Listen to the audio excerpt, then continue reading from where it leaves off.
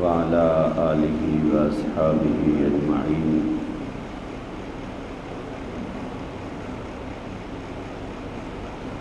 أما بعد فأعوذ بالله من الشيطان الرجيم. بسم الله الرحمن الرحيم.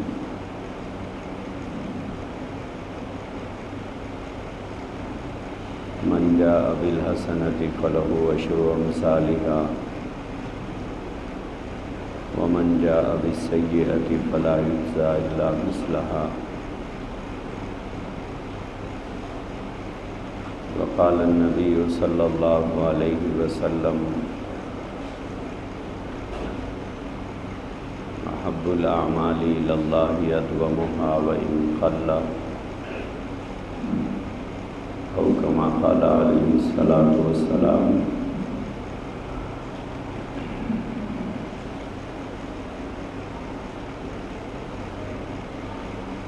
بزرگان محترم،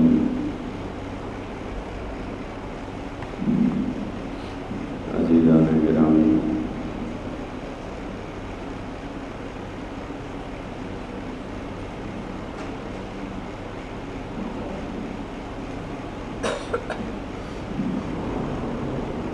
اللہ تبارک و تعالیٰ نے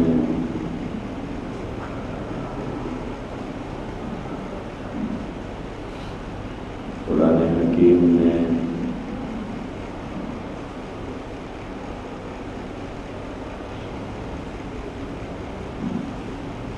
جو لوگ ایمان لائے ہیں ان ایمان لانے والوں سے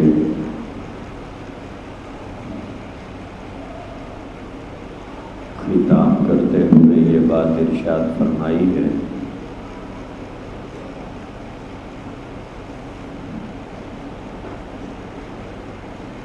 کہ اے ایمان والوں،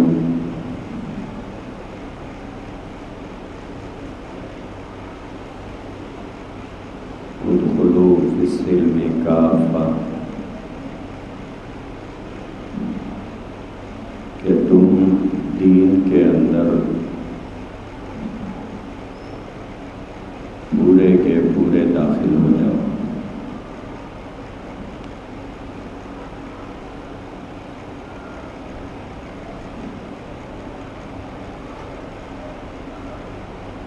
اسلام کے اندر انسان کی مرضی کا کوئی دخل نہیں ہے، اور اسلام کے اندر آدمی کی طبیعت کے چاہنے نہ چاہنے کا کوئی دخل نہیں. اسلام کے اندر اللہ کے دیے ہوئے احکامات میں آدمی کی پسند اور ناپسند کا کوئی مسئلہ نہیں.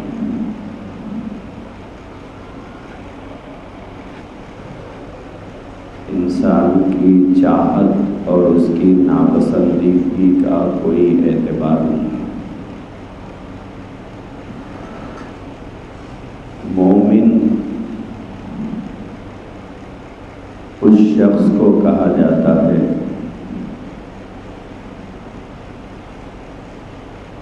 جو اپنی تمام خواہشات، تمام تمناؤں اور تمام ارمانوں کو لپیٹ کر بازو رکھ کر اللہ کی مرضی پر چلنے والے کو.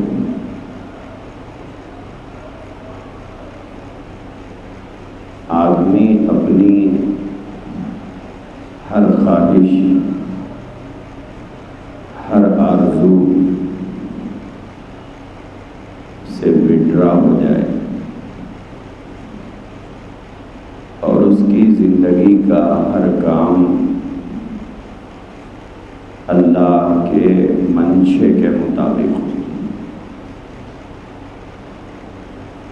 اپنی مرضی چلانے والے کو مومن نہیں کہتے.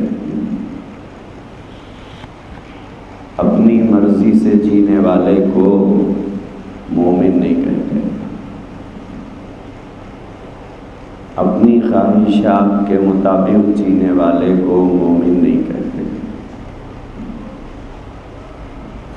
مومن تو اسے کہتے ہیں جس کی اپنی کوئی مرضی نہ ہو، جس کی اپنی کوئی خواہش نہ ہو، جس کی اپنی کوئی آرزو نہ ہو، جس کی اپنی کوئی تمنا نہ ہو. مومن وہ ہے جس کی جو اللہ کی مرضی پر چلتا ہو. مومن وہ ہے جو رسول اللہ صلی اللہ علیہ وسلم کی مرضی کے مطابق زندگی گزارتا ہو. اسی لیے اللہ کے نبی نے فرمایا فَمَن رَغِبَ عَن سُنَّتِي، کہ جو میرا طریقہ، میرا راستہ، میری پسند سے منہ پھیر لیتا ہے. ایک میری پسند ہے، ایک میرا بتایا ہوا راستہ ہے، ایک میرا بتایا ہوا طریقہ ہے، اس کو تو ایک آدمی بازو رکھے. اپنی طرف سے کوئی راستہ اپنے لیے منتخب کر لے، اپنی کوئی پسند بنا لے. تو حضور علیہ السلام نے فرمایا کہ پھر میرا اور تیرا رشتہ کیا ہے؟ حضور نے فرمایا فلیس منی، پھر میرا تم سے کوئی تعلق نہیں. تعلق ایمانی بنیادوں پر ہے، رشتہ ایمانی ہے، رشتہ دین کی بنیادوں پر ہے. جب آدمی دین سے ہی تعلق توڑ لیتا ہے تو پھر رشتہ کہاں باقی رہتا ہے؟ جیسے ایک لڑکے اور لڑکی کے درمیان میں رشتہ ہوتا ہے، اس کے نتیجے میں دو خاندان ملتے ہیں اور دونوں خاندانوں میں تعلقات ہوتے ہیں، ایک دوسرے کے رشتہ دار بن جاتے ہیں. اور جب وہ رشتہ ختم ہو جاتا ہے تو دونوں خاندان خود بخود علیحدہ ہو جاتے ہیں. کیوں؟ کیونکہ یہ ملے تھے یہ دونوں کی وجہ سے. اب جب وہ دونوں ملے ہوئے نہیں ہیں تو پھر یہ دو خاندان علیحدہ ہو جاتے ہیں.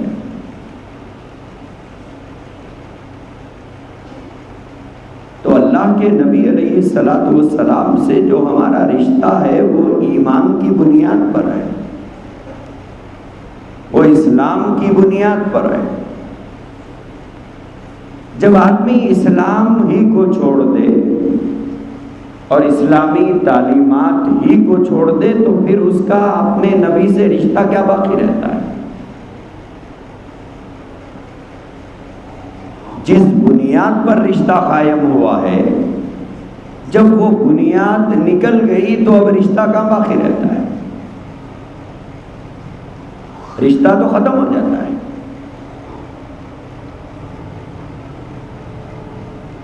تو اسی لیے اللہ کے نبی علیہ السلام نے فرمایا کہ جو مجھ سے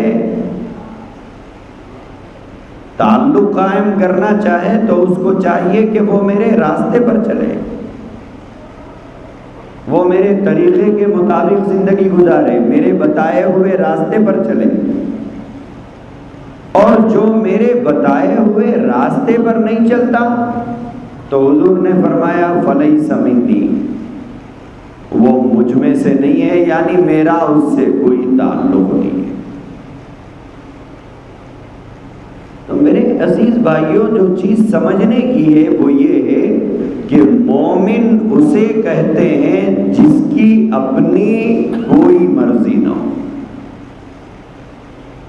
اس کی پوری زندگی گزرتی ہو اللہ کے منشے کے مطابق،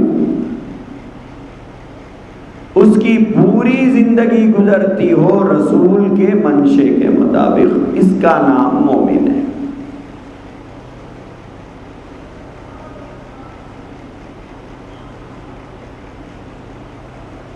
ایسا نہیں ہو سکتا کہ ایک آدمی چند چیزوں میں تو اللہ کی اور نبی کی بات مانے اور باقی چیزوں میں وہ اپنی مرضی سے جو چاہے کرے، جیسے ہماری اپنی زندگی ہے کہ کچھ چیزیں تو ہم اللہ اور نبی کے بتائے ہوئے طریقے کے مطابق مان لیتے ہیں اور اس کے خلاف کو ہرگز گوارا نہیں کرتے ہیں، اس کے خلاف کرنے کو ہرگز برداشت نہیں کرتے ہیں۔ بولے نہیں صاحب یہ بات اللہ کے بتائے ہوئے طریقے کے خلاف ہے، ایسا نہیں ہو سکتا، یہ چیز نبی کے بتائے ہوئے طریقے کے خلاف ہے، ایسا ہرگز نہیں ہو سکتا، ہم اس کو قبول نہیں کریں گے۔ ڈٹے ہوئے رہتے ہیں، جمے ہوئے رہتے ہیں۔ جیسے اگر کوئی مسجد کا امام ہم سے یہ کہے کہ برس برس سے آپ فجر کی 2 رکعت پڑھتے آ رہے ہیں، میں آپ کو آج 3 رکعت پڑھاؤں گا، کوئی ماننے تیار نہیں ہو۔ کوئی یہ کہے کہ مغرب کی برس سے 3 پڑھ رہے ہو، آج 4 پڑھ لو، آپ تیار نہیں ہوتے۔ یا آپ خود حرم شریف جائیں جہاں پر ایک ایک رکعت کے بدلے میں 1 لاکھ رکعتوں کے برابر اجر اور ثواب ملتا ہے، تو وہاں آپ یہ نہیں سوچتے کہ بھائی برس سے تو فجر کی میں 2 رکعت پڑھ رہا ہوں، اب حرم میں آیا ہوں، چلو یہاں 4 5 6 فجر کی پڑھ لو۔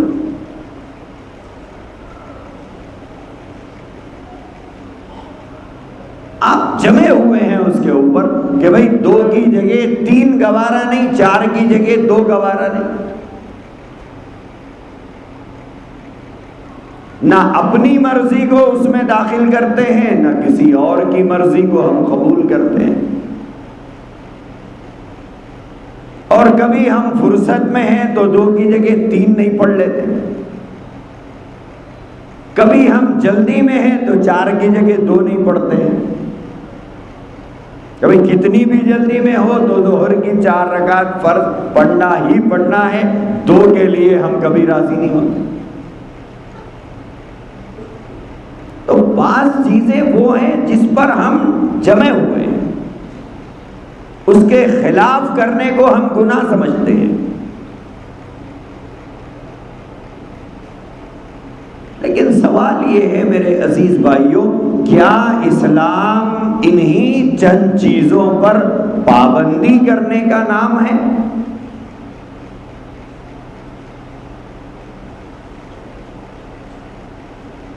کیا چند چیزوں پر ہی جم کر رہنے کا اللہ نے حکم دیا اور باقی چیزوں کے بارے میں ہمیں اختیار دے دیا کہ بھئی یہ چیزیں تو وہ ہیں جو جس میں کمی اور زیادتی مجھے گوارا نہیں ہے، باقی چیزوں میں تمہیں اختیار ہے؟ ایسا کوئی اختیار اللہ نے ہمیں دیا ہے؟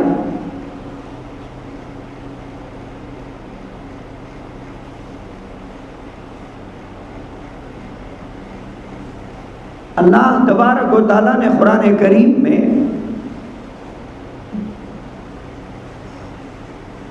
یہ بات ارشاد فرمائی ہے کہ ہم نے تمہارے لیے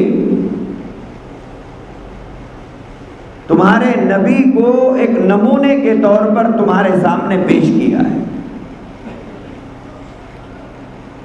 اور تمہارے نبی نے جس طرح سے زندگی گزاری ہے ہم تم کو اس طرح زندگی گزارتے ہوئے دیکھنا پسند کریں گے۔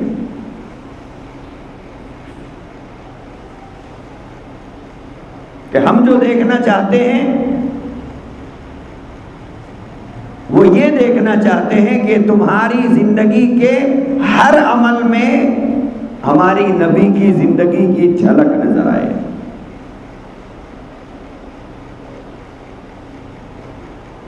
تمہارے ہر کام میں نبی پاک علیہ الصلوۃ والسلام کا طریقہ نظر آئے. تمہاری ہر خوشی اور ہر غم طریقہ نبوی کے مطابق ہونا چاہیے. یہ بات ناپسندیدہ ہے کہ کچھ چیزوں میں تو تم جم کے رہو اور کچھ چیزوں کے اندر تم یہ سمجھو کہ یہ کرے تو بھی چلتا، نہیں کرے تب بھی چلتا ہے. یہ کرے چلتا، نہ کرے نہیں چلتا، یہ کس نے بتایا ہم لوگوں کو؟ کرے تو بھی چلتا، نہیں کرے تو بھی چلتا، ایسا حکم قرآن میں یا حدیث میں کہاں دیا گیا؟ کہیں ایسا تذکرہ تو نہیں ہے، لیکن ہم لوگوں نے سمجھ لیا ہے کرے بھی چلے گا، نہ کرے تب بھی چلے گا.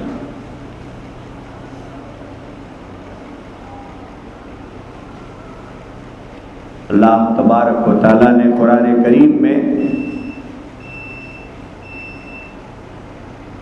ایک واقعے کے پس منظر میں ایک آیت نازل فرمائی ہے. حضرت عبداللہ ابن سلام رضی اللہ تعالیٰ عنہ یہ یہودی تھے پہلے، اور نہ صرف یہودی تھے بلکہ تورات کے عالم تھے. اللہ نے توفیق دی، اسلام قبول کر. قبول اسلام کے بعد ان کے ذہن میں ایک بات آئی. وہ بات یہ آئی کہ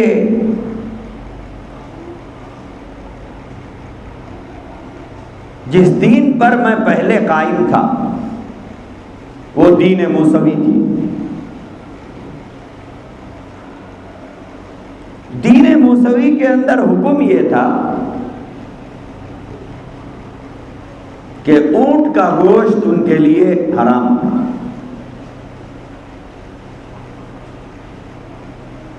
اور دوسرے ہفتے کے دن کا احترام دین موسوی میں لازم تھا.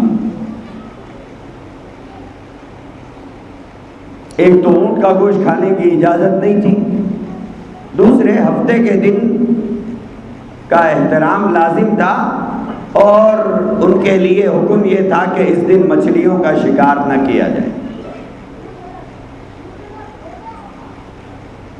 حضرت عبداللہ ابن سلام رضی اللہ تعالیٰ عنہ توریت کے عالم ہونے کی وجہ سے دین موسوی کی بڑی وسیع معلومات رکھتے تھے. جب انہوں نے اسلام قبول کیا تو انہوں نے اسلامی تعلیمات کا بھی گہرائی کے ساتھ جائزہ لیا. تو ان کے ذہن میں ایک بات یہ آئی کہ دین موسوی میں تو اونٹ کا گوشت کھانے کی اجازت نہیں تھی، لیکن دین محمدی میں اونٹ کا گوشت کھانے کی اجازت ہے. لیکن اونٹ کے گوشت کھانے کی اجازت دی ہے، فرض نہیں کیا ہے. حلال ہے، کھانا چاہو تو کھاؤ.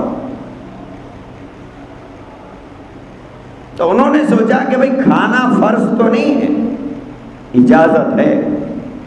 طبیعت چاہی تو کھاؤ، طبیعت نہ چاہی نہ کھاؤ. بہت سی چیزیں وہ ہیں جو ہم لوگ حلال ہونے کے باوجود نہیں کھاتے. طبیعت نہیں چاہتی، نہیں کھاتا ہے. تو انہوں نے سوچا کہ فرض تو نہیں ہے کھانا، صرف اجازت ہے. لہذا اگر میں اس گوشت سے احتیاط کروں، نہ کھاؤں اسے، تو اس کے نتیجے میں دونوں دینوں پر عمل ہو جائے گا.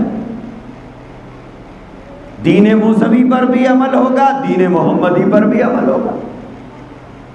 نہ کھاؤں تو دین موسوی کی پابندی ہو جائے گی، حلال سمجھ لوں، جائز سمجھ لوں تو دین محمدی پر بھی عمل ہو جائے گا۔ ایک بات انہوں نے یہ سوچی۔ دوسری بات انہوں نے یہ سوچی کہ ہفتے کے دن کا احترام کرنے کا دین موسوی میں حکم دیا گیا تھا، پابندی کرنا لازم تھا، لیکن دین محمدی میں ہفتے کے دن کے سلسلے میں کوئی خاص حکم تو نہیں ہے،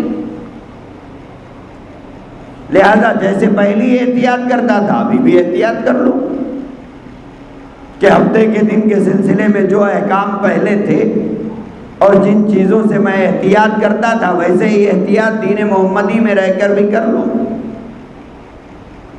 تو ان کی سوچ جو تھی وہ یہ تھی کہ بیک وقت دو نبیوں کی تعلیمات پر عمل کرنے کا ثواب ملے گا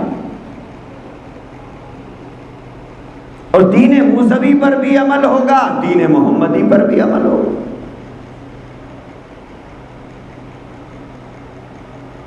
ہماری اپنی سوچ سے اگر ہم سوچ کے دیکھیں تو حضرت عبداللہ ابن سلام رضی اللہ تعالیٰ عنہ نے کوئی غلط تو نہیں سوچا تھا،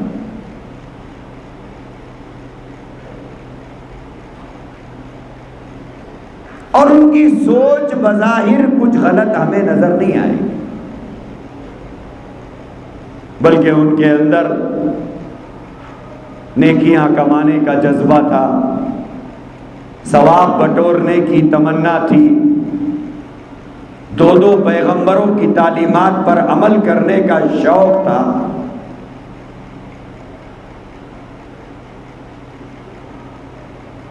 لیکن جب حضرت عبداللہ ابن سلام رضی اللہ تعالیٰ عنہ نے یہ سوچا تھا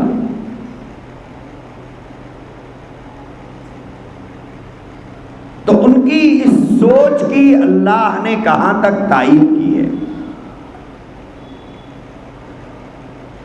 قرآن کریم کی آیت کریمہ اللہ نے نازل فرمائی اور یہ ارشاد فرمایا کہ یا ایھا الذین آمنوا ادخلوا فی السلم کافہ، فرمایا کہ اے ایمان والو دین میں پورے داخل ہو جاؤ، دین میں تم پورے آؤ۔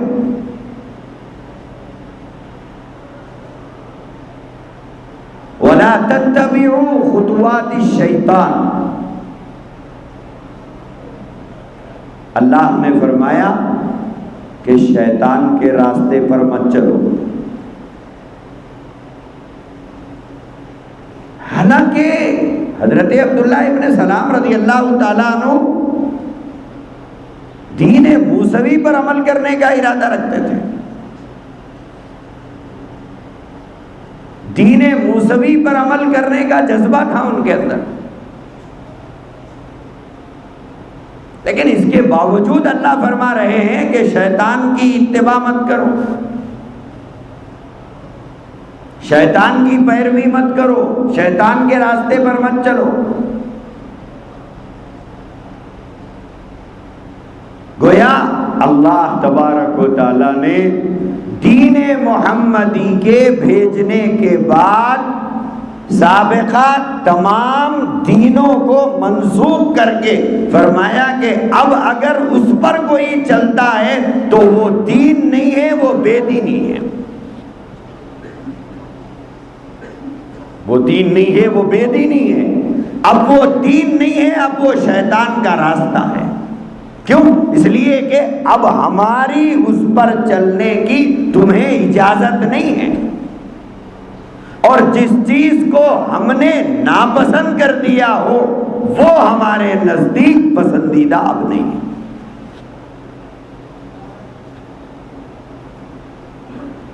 تو ہم سوچ کے دیکھیں کہ جب اللہ تبارک و تعالیٰ نے نبی پاک علیہ الصلوۃ والسلام کی تشریف آوری اور قرآن کے نازل ہونے کے بعد اور دین محمدی کے آنے کے بعد دین موسوی پر چلنے کی اجازت نہیں دی ہے تو کیا وہ اللہ اس بات کی اجازت دے سکتا ہے کہ ایک آدمی دین محمدی کو چھوڑ کر اپنی مرضی سے جیسی چاہے زندگی گزار لے؟ کیا اللہ اجازت دے سکتا ہے؟ حالانکہ حضرت موسیٰ علیہ السلام اللہ کے جلیل القدر پیغمبر ہیں. قرآن پاک کے کئی باروں میں اللہ نے ان کا تذکرہ فرمایا، لیکن اپنے محبوب کی آمد کے بعد، اپنی محبوب کی تشریف آوری کے بعد اللہ نے یہ گوارا نہیں کیا کہ کوئی محمد کے طریقے کو چھوڑ کر موسیٰ کے طریقے پر چلے، بلکہ اللہ کے نبی نے تو یہاں تک فرمایا کہ اگر میرے دور میں موسیٰ زندہ ہوتے تو موسیٰ کو تورات پر عمل کرنے کی اجازت نہیں ہوگی، اگر میرے دور میں موسیٰ زندہ ہوتے تو انہیں تورات کو چھوڑ کر میرے بتائے ہوئے طریقے پر چلنا پڑے گا. اگر موسیٰ آج کے دور میں ہوتے اور میرے زمانے میں ہوتے تو موسیٰ کو دین موسوی پر عمل کرنے کی اجازت نہیں ملتی تھی، ان کو دین محمدی پر عمل کرنا لازم ہوتا. تو ہم سوچ کے دیکھیں کہ جو اللہ محمد رسول اللہ صلی اللہ علیہ وآلہ وسلم کی آمد کے بعد، محمد رسول اللہ صلی اللہ علیہ وسلم کی تشریف آوری کے بعد، دین محمدی کی آمد کے بعد، قرآن کے نزول کے بعد سابقہ نبیوں کی تعلیمات پر اور سابقہ نبیوں کے طور طریقے پر اور سابقہ آسمانی کتابوں پر عمل کرنے کی اجازت نہیں دی ہے تو کیا اللہ اس بات کی اجازت ہمیں دے گا کہ قرآن اور نبی اور اللہ اور اس کے رسول کے طریقے اور تعلیمات کو چھوڑ کر آدمی اپنی مرضی کے مطابق زندگی گزارے؟ اس بات کی کیسے اجازت دی جا سکتی ہے؟ یہ ہم لوگوں نے طے کر لیا ہے کہ یہ بہت ضروری ہے، یہ نہیں کرے تب بھی چلتا ہے. بعض چیزوں کو ہم نے لازم کر لیا ہے کہ صاحب اس سے ہٹیں گے تو غلط ہے، جیسے فجر کی 3 نہیں پڑھ سکتے، ظہر کی 5 نہیں پڑھ سکتے، مغرب کی 2 نہیں پڑھ سکتے، عشاء کی 3 نہیں پڑھ سکتے. چاہے پڑھانے والا کوئی بھی ہو، ہم پڑھنے پہ رضامند نہیں ہوں گے، چاہے گھر میں پڑھے، چاہے مسجد میں پڑھے، چاہے حرم میں پڑھے. ہم 2 کے 3، 3 کے 4، 4 کے 2، 2 کے 5 تیار ہیں. لیکن سوال یہ ہے کہ اللہ کے حکموں پر کیا صرف نماز کے حد تک ہی اتنی مضبوطی سے جمے رہنے کا حکم ہے؟ اللہ تبارک و تعالیٰ نے فرمایا ادخلوا فی السلم کافہ، کہ تم دین میں پورے آؤ، کہ آدھا ادھر آدھا ادھر، تھوڑا ادھر تھوڑا ادھر، کچھ ادھر کچھ ادھر. اس بات کی دین اسلام میں گنجائش نہیں ہے. مومن اسے کہتے ہیں جس کی اپنی کوئی مرضی نہ ہو، اسے اللہ کی مرضی کو اپنی مرضی بنانا ہوگا، اللہ کی پسند کو اپنی پسند بنانا ہوگا، نبی کی خواہش کو اپنی خواہش بنانا ہوگا، نبی کی تمناؤں کو اپنی تمنا بنانا ہوگا، نبی کی آرزو کو اپنی آرزو بنانا ہوگا، نبی کی پسند کو اپنی پسند بنانا ہوگا.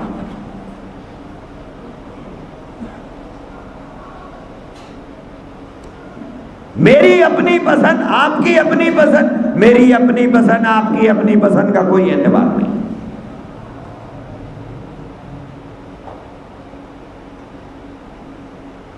جو اللہ کی پسند ہے وہی ہماری پسند ہے، جو نبی کی پسند ہے وہی ہماری پسند ہے. اسی کو مومن کہتے ہیں. غلام کسے کہتے ہیں؟ اپنی پسند سے جینے والے کو غلام کہتے ہیں، اپنی پسند سے کرنے والے کو غلام کہتے ہیں۔ آپ کی دکان پر اگر نوکر ہو اور وہ نوکر اپنی مرضی سے آتا ہے، اپنی مرضی سے جاتا ہے، کیا آپ اسے نوکر کہیں گے؟ اپنی مرضی کا کام کرتا ہے، اپنی مرضی کی چیز کرتا ہے، آپ کی مرضی کا اس کے پاس کوئی اعتبار ہی نہیں ہے۔ نہ آپ کی مرضی پہ آتا ہے، نہ آپ کی مرضی سے جاتا ہے، نہ آپ کی پسند کا کام کرتا ہے، نہ آپ کی ناپسندیدہ چیزوں سے اپنے آپ کو روکتا ہے۔ جو کرنے کا حکم دیا وہ نہیں کرتا ہے، جو نہ کرنے کا حکم دیا وہ کرتا ہے۔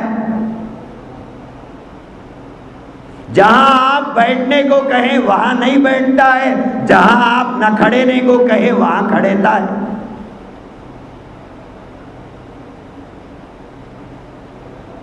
کیا آپ اس کو نوکر رکھنے کے لیے تیار ہیں؟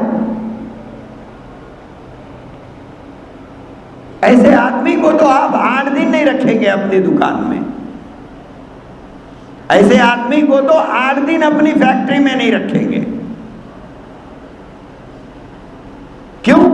بولے نوکر ہیں تو ہماری مرضی سے چلو، ہم جو ٹائم بتائے ہیں وہ ٹائم پہ آؤ، ہم جو جانے کا وقت مقرر کرے ہیں اس ٹائم پہ جاؤ، ہم جو بیٹھنے کی جگہ بتائے ہیں وہاں بیٹھو، ہم جو کام دیں وہ کرو۔ جب نوکر کی یہ صورتحال ہے تو ہم تو بات غلامی کی کرتے ہیں۔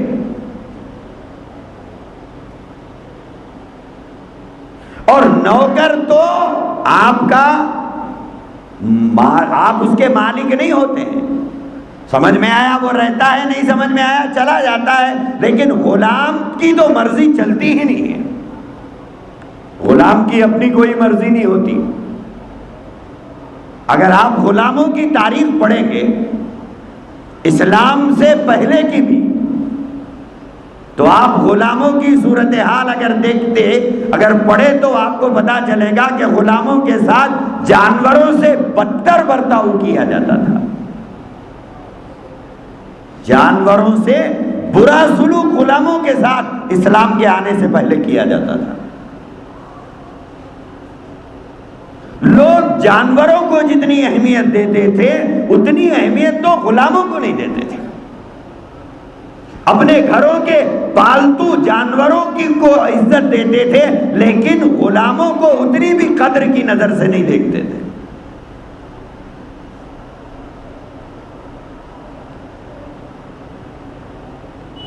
اور وہاں تو ایک انسان کا غلام تھا، تو ایک انسان کے ساتھ یہ برتاؤ کرتا تھا۔ یہاں تو غلامی کا مسئلہ امتی اور نبی کے درمیان کا ہے۔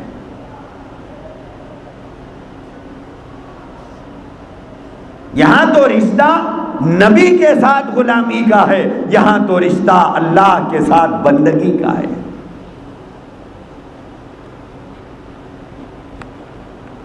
تو 2 کوڑی کی ملازمت کرنے والے نوکر کو اپنی مرضی کے مطابق آنے اور جانے کا اختیار نہیں ہے، تو ایک بندے کو اس بات کا کیسا اختیار ہے کہ وہ اپنی مرضی سے جو چاہے کرے، جو چاہے نہ کرے۔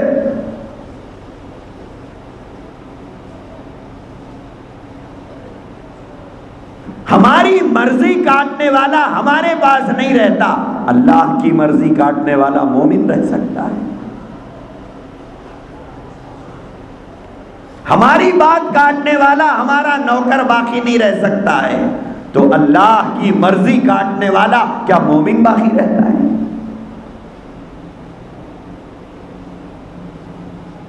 ہماری بات نہ سننے والا ہماری دکان میں نہیں رہ سکتا ہے، تو نبی کی بات نہ ماننے والا نبی کی غلامی میں باقی رہ سکتا ہے؟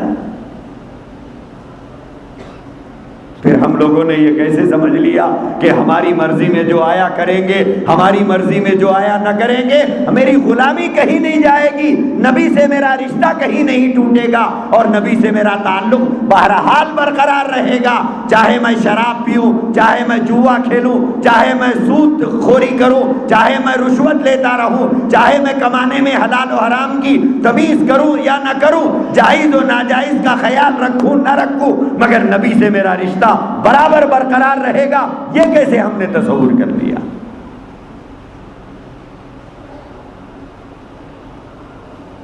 طبیعت چاہی نماز پڑھوں، طبیعت نہ چاہی نہ پڑھوں، جب جی میں آیا داڑھی چھوڑوں، جب جی میں آیا داڑھی کٹاؤں، سنت کے مطابق مسجد میں نکاح پڑھاؤں اور آواروں کی طرح بازاروں میں ناچتے ہوئے دلہے کو لے کر شادی خانہ پہنچوں، اور جس نبی نے یہ فرمایا ہو کہ گانے اور باجے کو مٹانے کے لیے میں آیا ہوں، وہی آج ہمارے گھروں کے سامنے بجتا رہے اور نبی کی نافرمانی میں بارات نکلتی رہے، اور ہمارے گھر کا بیٹا اور ہمارے گھر کا بھائی نبی کی لعنت میں شادی خانہ پہنچ رہا ہے، جس کے ساتھ نبی کی لعنت ہے۔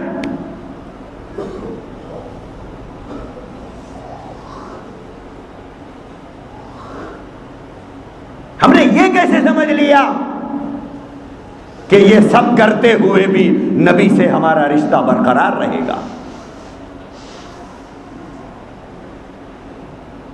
ہم خوش فہمیوں میں جی رہے، ہم خوش فہمیوں میں جی رہے ہیں، جبکہ قرآن کریم نے یہ بات ارشاد فرمائی ہے، ادخلوا فی السلم کافہ، تم دین میں پورے آؤ، تم اسلام میں پورے داخل ہو جاؤ، بندگی کرنا ہے پوری بندگی کرو، اگر غلام ہو تو حق غلامی ادا کرو۔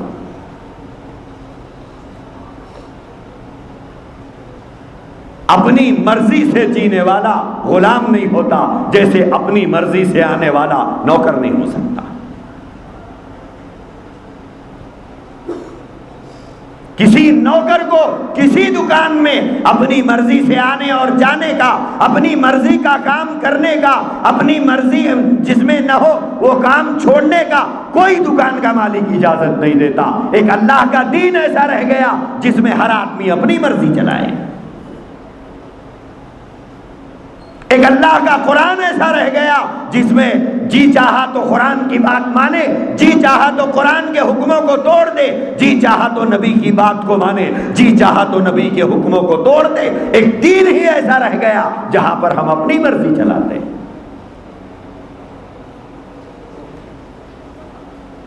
اور پھر اوپر سے الزام یہ ہے کہ ہم کہتے ہیں سب چلتا صاحب،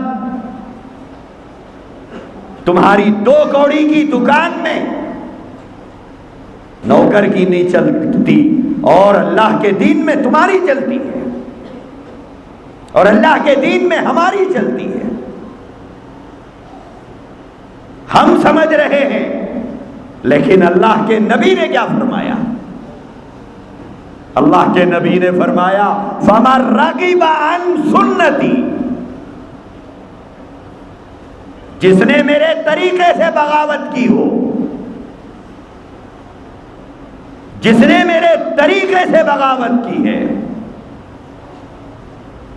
اللہ کے نبی نے فرمایا اگر تو میرے طریقے کو نظر انداز کرتا ہے تو یاد رکھ میدان محشر میں میں تجھے پہچاننے بھی تیار نہیں، فلیس منی، تیرا میرا کوئی رشتہ نہیں ہے، تیرا میرا کوئی تعلق نہیں ہے۔ اور قرآن کریم میں اللہ تبارک و تعالیٰ نے یہ بات وضاحت کے ساتھ ارشاد فرمائی ہے،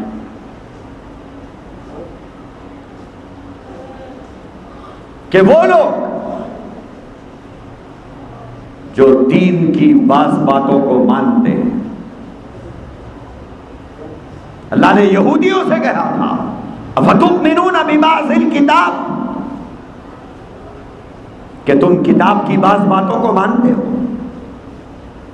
اللہ کی بعض باتوں کو مانتے ہو، نبی کی بعض باتوں کو مانتے ہو، اور دین کی بعض باتوں کو مانتے ہو، وَتَكْفُرُونَ بِبَعْضٍ، اور بعض باتوں کا انکار کرتے ہو، بعض باتوں کو مانتے ہو اور بعض باتوں کو نہیں مانتے، دین کے کچھ حصے پر عمل کرتے ہو، کچھ پر نہیں کرتے۔ اَفَتُؤْمِنُونَ بِبَعْضِ الْكِتَابِ وَتَكْفُرُونَ بِبَعْضٍ۔ اللہ تبارک و تعالیٰ نے فرمایا فَمَا جَزَاءُ،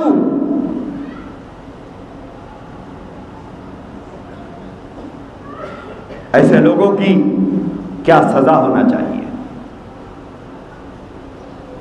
ایسے لوگوں کو کیا سزا دینا چاہیے جو دین کو ایک کھلونا بنا کر دین سے کھیلتے ہیں، اللہ کے حکموں سے کھیلتے ہیں۔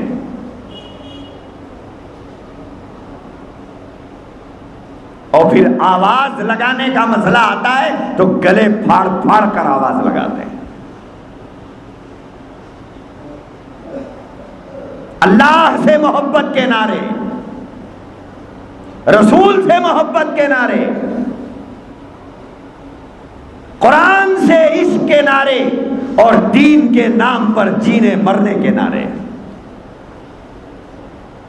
زندگی کو اگر دیکھا جائے تو سر سے پیر تک ہماری زندگی دین اسلام کے خلاف ہے۔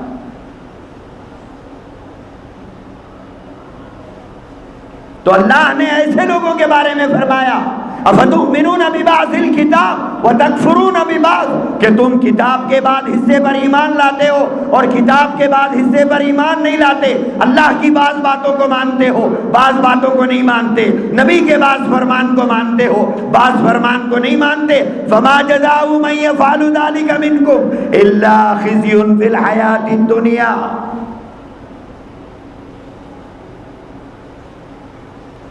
کیا سزا دینا چاہیے ایسے لوگوں کو؟ جب بیٹا آپ کی ایک مانتا ہے ایک نہیں مانتا، بیٹی آپ کی ایک مانتی ہے ایک نہیں مانتی، بہو آپ کی ایک مانتی ہے نہیں مانتی، بیوی آپ کی ایک مانتی ہے نہیں مانتی، تو آپ ناراض ہو جاتے ہیں۔ جناب ایک بات سنتا ہے ایک بات نہیں سنتا، ایک بات مانتی ہے ایک بات نہیں مانتی ہے، آپ ناراض ہو جاتے ہیں۔ آپ تو یہ چاہتے ہیں بحیثیت ایک باپ بیٹا میری ہر بات ماننا چاہیے، بحیثیت ایک ماں گھر کے پورے بچے میری ہر بات ماننا چاہیے، بحیثیت ایک شوہر بیوی میری ہر بات ماننا چاہیے، بحیثیت ایک دکان کا مالک نوکر میری ہر بات ماننا چاہیے۔ اگر بیٹا یا بیٹی یا بیوی یا نوکر ہماری بات نہیں مانتا ہے تو ہم ناراضگی کا اظہار کرتے ہیں۔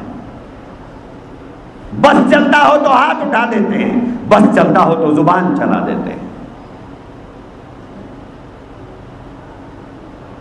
اپنے بڑے ہونے کا احساس ہمارے اندر جاگتا رہتا ہے کہ میں باپ ہوں، میں چاہا تو چوراہے پہ جوتا لے کے مار سکتا ہوں۔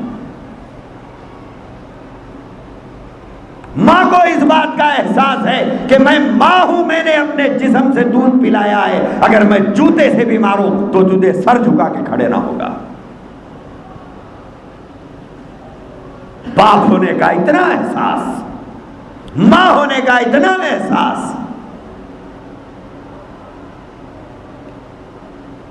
تو بندے ہونے کا کبھی احساس بھی ہوا ہمیں؟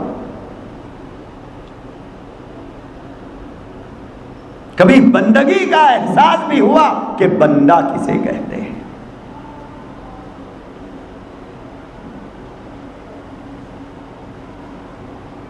تو اللہ تبارک و تعالیٰ نے قرآن کریم میں یہ فرمایا جو اللہ کی کتاب کی بعض باتوں کو مانتے ہیں بعض کو نہیں مانتے،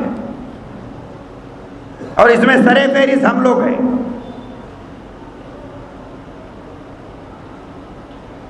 دین کی بعض باتوں کو تو مانتے ہیں، بعض باتوں کو کے بارے میں کہتے ہیں چلتا۔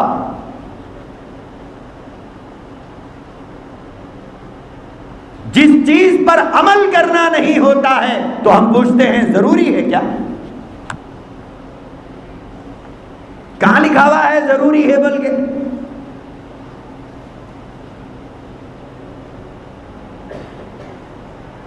ایسے لوگوں کے بارے میں اللہ تبارک و تعالیٰ نے قرآن کریم میں فرمایا جو کتاب کی بعض باتوں کو مانتے ہیں بعض باتوں کو نہیں مانتے، جو اللہ کی بعض باتوں کو مانتے ہیں بعض باتوں کو نہیں مانتے، جو نبی کی بعض باتوں کو مانتے ہیں بعض باتوں کو نہیں مانتے.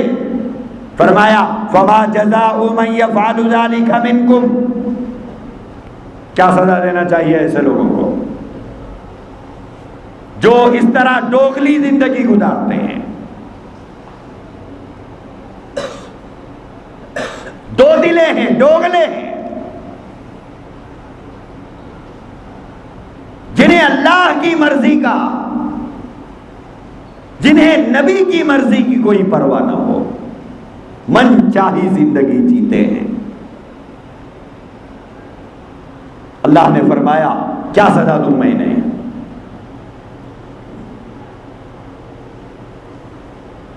اللہ تبارک و تعالیٰ نے دو سزاؤں کا تذکرہ فرمایا. پہلے بارے میں آدھے بارے کے پاس یہ آیات ہیں، دیکھ لیجئے آپ. اللہ نے فرمایا پہلی سزا یہ ہے کہ الا خزی فی الحیات الدنیا. اللہ نے فرمایا پہلی سزا یہ ہے کہ ان کے اوپر دنیا میں ذلت کی مار ماروں گا، انہیں ذلیل کروں گا، انہیں ذلیل کروں گا. آج ایک باپ بیٹے کے ہاتھوں ذلیل ہو رہا ہے، ایک بیٹی باپ کے ہاتھوں ذلیل ہو رہی ہے، ایک بیوی شوہر کے ہاتھوں ذلیل ہو رہی ہے، ایک محلے والا دوسرے محلے والے کے ہاتھوں ذلیل ہو رہا ہے، ایک دکان کا مالک اپنے نوکر کے ہاتھوں ذلیل ہو رہا ہے. آج رسوائی کی مار پہ مار پڑ رہی ہے، لیکن افسوس اس بات کا ہے کہ ہمیں احساس نہیں ہے کیونکہ خدا کی لاٹھی میں آواز نہیں ہوتی ہے.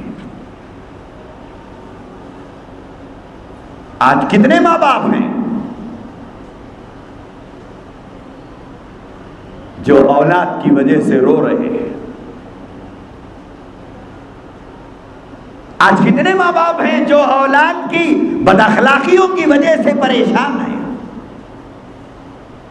آج کتنے ماں باپ ہیں جو اپنی اولاد کی وجہ سے ان کا سر جھک رہا ہے؟ آج کتنی عورتیں ہیں جو شوہروں کی وجہ سے خاندان میں شرمندہ ہو رہی ہیں؟ آج کتنے ماں باپ ہیں جن کی بیٹیوں نے ان کی ناک کٹوا دی ہے؟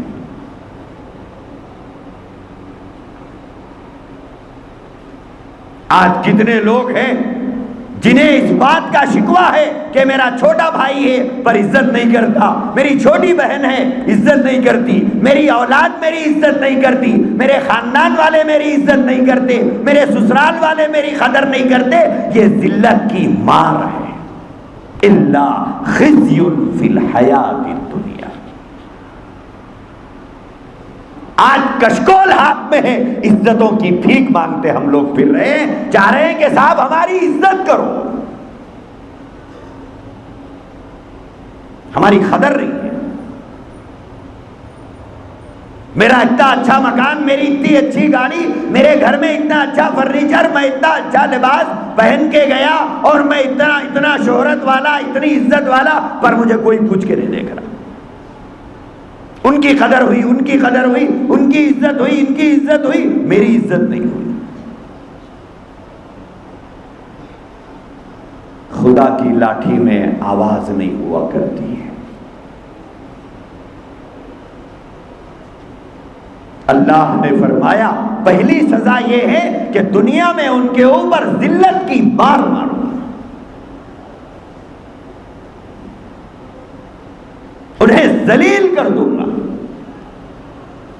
اس سے بڑی ذلت اور کیا ہوگی کہ ایک باپ اپنے اولاد کے ہاتھوں رسوا ہو رہا ہے، ایک ماں اپنے اولاد کے ہاتھوں ذلیل ہو رہی ہے، چھوٹا بھائی کے ہاتھوں بڑا بھائی ذلیل ہو رہا ہے. آدمی اپنے خاندان میں بے آبرو اور بے عزت ہو رہا ہے. اپنے اسے قدر کی نظروں سے نہیں دیکھ رہے، گری ہوئی نظروں سے دیکھ رہے. بات کرتا ہے تو خاموش ہے، جانے کے بعد بولتے کام ہے نا دھندا ہے، ایسے ہے ویسے ہے، فلانے ہیں چلانے ہیں. یہ کوئی عزت ہے؟ عزت وہ نہیں ہے جو سامنے کی جاتی ہے، قدر وہ ہے جو آپ کے پیٹھ پیچھے کی جاتی ہے. اللہ نے فرمایا الا خزی فی الحیات الدنیا،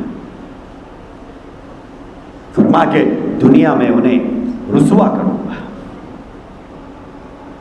دنیا میں انہیں ذلیل کر دوں گا. دوسری بات یہ فرمائی وَيَوْمَ الْقِيَامَةِ، آج جس زمین پر اترا اترا کر چل رہا ہے، جس زندگی پر ناز ہے، جس جوانی پر ناز ہے، جس مال پر ناز ہے، جس دولت پر ناز ہے، جس طاقت پر اسے ناز ہے، ایک دن آئے گا کہ یہ سب ہاتھ باندھے میرے سامنے کھڑے ہوئے ہوں گے، یہ سب میرے سامنے کھڑے کیے جائیں گے. اس دن نہ مال ہوگا، نہ عہدے ہوں گے، نہ زر ہوگا، نہ زمین ہوگی، نہ جائیداد ہوگی. اس دن سب کے سب اللہ کی بارگاہ میں ننگے کھڑے ہوئے ہوں گے. اللہ نے فرمایا یردون الی اشد العذاب،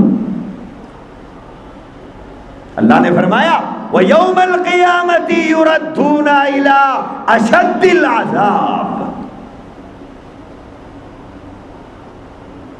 فرمایا کہ اس دن لات مار مار کے ایک ایک کو شدید ترین عذاب کے اندر میں مبتلا کروں گا. جنہوں نے اللہ کی باتوں کے ساتھ کھلونا بنا کر کھیلا ہو، جنہوں نے نبی کے فرمان کو کھلونا بنایا تھا، جنہوں نے اللہ کے قانون کے ساتھ کھلواڑ کیا تھا، جنہوں نے اللہ کی کتاب کے ساتھ کھلواڑ کیا تھا اور دین کی بعض باتوں کو ضروری سمجھ کے کیا تھا اور دین کی بعض باتوں کو غیر ضروری سمجھ کر اپنے گھروں سے اپنی زندگیوں سے باہر نکال دیا تھا، انہیں قیامت کے دن میں بتاؤں گا کہ اس کا انجام کتنا برا ہوگا. وَيَوْمَ الْقِيَامَةِ يُرَدُّونَ إِلَىٰ أَشَدِّ الْعَذَابِ، اور اللہ نے فرمایا وَمَا اللَّهُ بِغَافِلٍ، تمہارا باپ تمہارے حالات سے بے خبر ہوگا، تمہاری ماں تمہارے حالات سے بے خبر ہوگی، تمہارے حالات تمہاری بیوی میں چھپے ہوئے ہوں گے، تمہارے حالات تمہارے بچوں میں چھپے ہوئے ہوں گے، لیکن تمہارے حالات اللہ سے چھپے ہوئے نہیں ہیں. وَمَا اللَّهُ بِغَافِلٍ، تمہاری کرتوتوں سے خدا غافل نہیں ہے. تم اپنے کرتوتوں کو ماں سے، باپ سے، بھائی سے، بیوی سے، اولاد سے، زمانے سے چھپا سکتے ہو، لیکن اللہ سے اپنے کرتوتوں کو تم چھپا نہیں سکتے.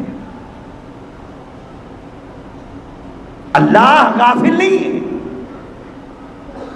وَمَا اللَّهُ بِغَافِلٍ،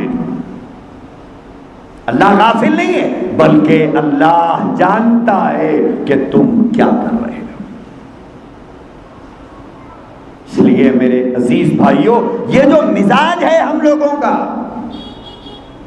رمضان آیا نماز پڑھ لیے، رمضان گیا نماز چھوڑ دیے، رمضان آیا تھوڑی داڑھی چھوڑ لیے، عید کے دن صبح میں صاف کرا لیے،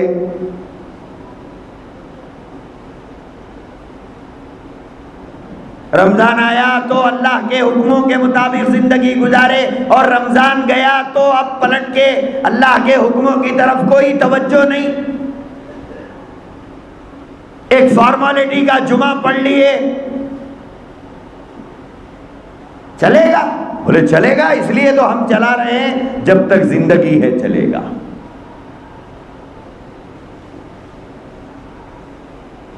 اور آپ چلا رہے ہیں اسے، دین میں چلنے والا نہیں ہے. آپ سمجھ رہے ہیں کہ چلے گا، لیکن اللہ اور اس کے رسول کے پاس ایک دن بھی یہ نہیں چلے گا.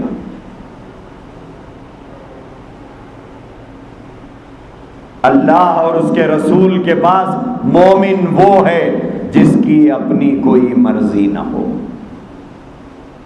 مومن اسے کہتے ہیں جس کی اپنی کوئی مرضی نہیں.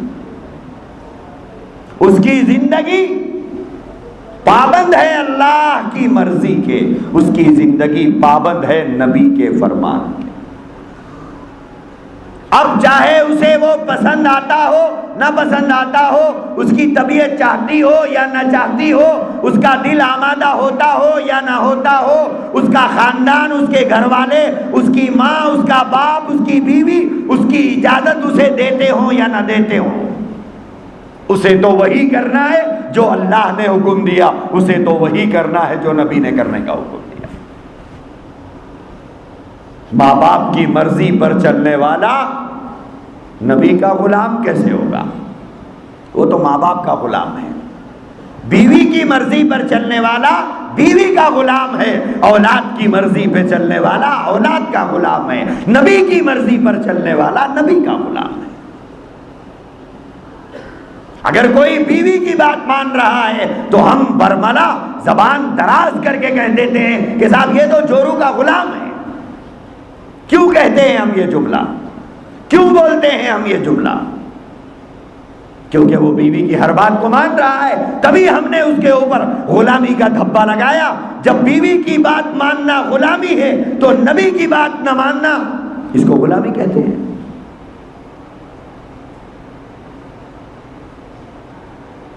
میرے عزیز بھائیوں،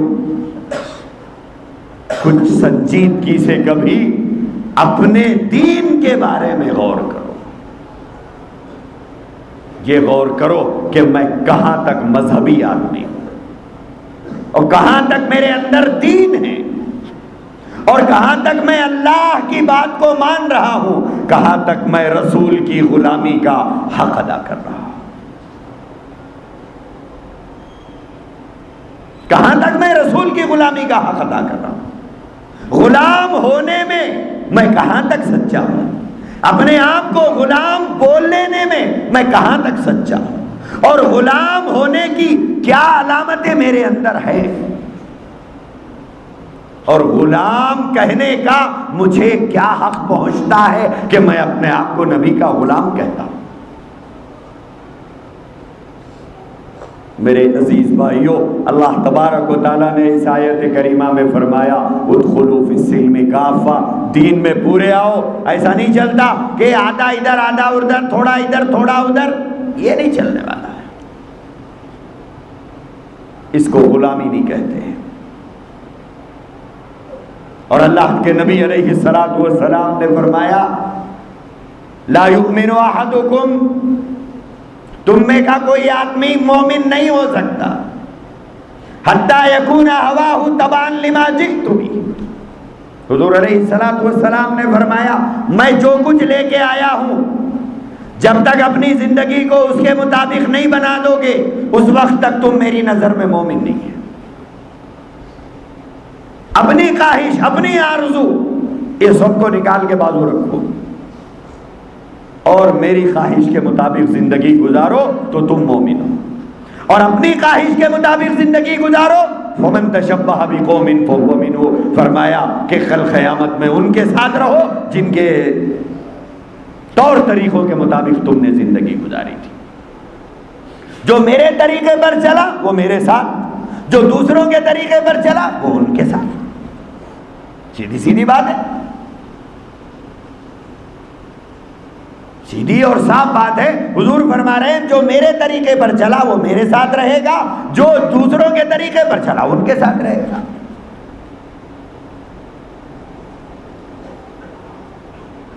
صاف صاف اللہ کے نبی نے فرما دیا جو میرے طریقوں کو فالو کرے گا اور میری خواہش کے مطابق زندگی گزارے گا، میرے بتائے ہوئے راستے پر جو چلے گا وہ میرے ساتھ رہے گا، اور جو میرے طریقے پر نہیں چلا، کسی اور کے طریقے پر چلا، حضور نے فرمایا وہ ان کے ساتھ رہے گا، میرے ساتھ نہیں رہے گا۔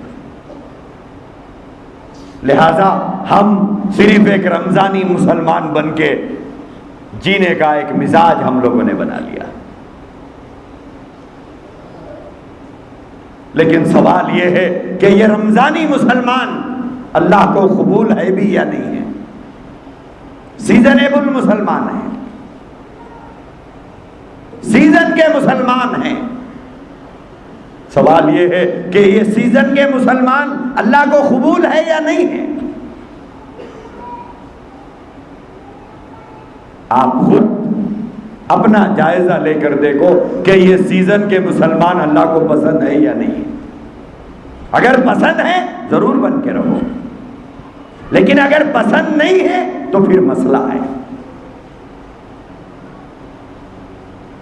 قرآن کی آیات بتا رہی ہے، نبی پاک علیہ الصلوۃ والسلام کے فرمان اور ارشادات بتا رہے ہیں کہ یہ سیزن کے مسلمانوں کا اللہ کے پاس کوئی اعتبار نہیں، ان کی کوئی حیثیت نہیں، ان کی کوئی اہمیت نہیں. نہ یہ سیزن کے داڑھیوں کی اہمیت ہے، نہ یہ سیزن کے کرداروں کی کوئی اہمیت ہے. غلام ہے، غلامی کا حق ادا کرو. غلام ہے، غلام بن کے رہو. اپنا جائزہ لے کر دیکھو کہ اسلامی اعتبار سے اور دینی اعتبار سے میں کہاں کھڑا ہوا ہوں. اللہ تبارک و تعالی ہم سب کو توفیق عطا فرمائے. وآخر دعوانا الحمدللہ رب العالمین.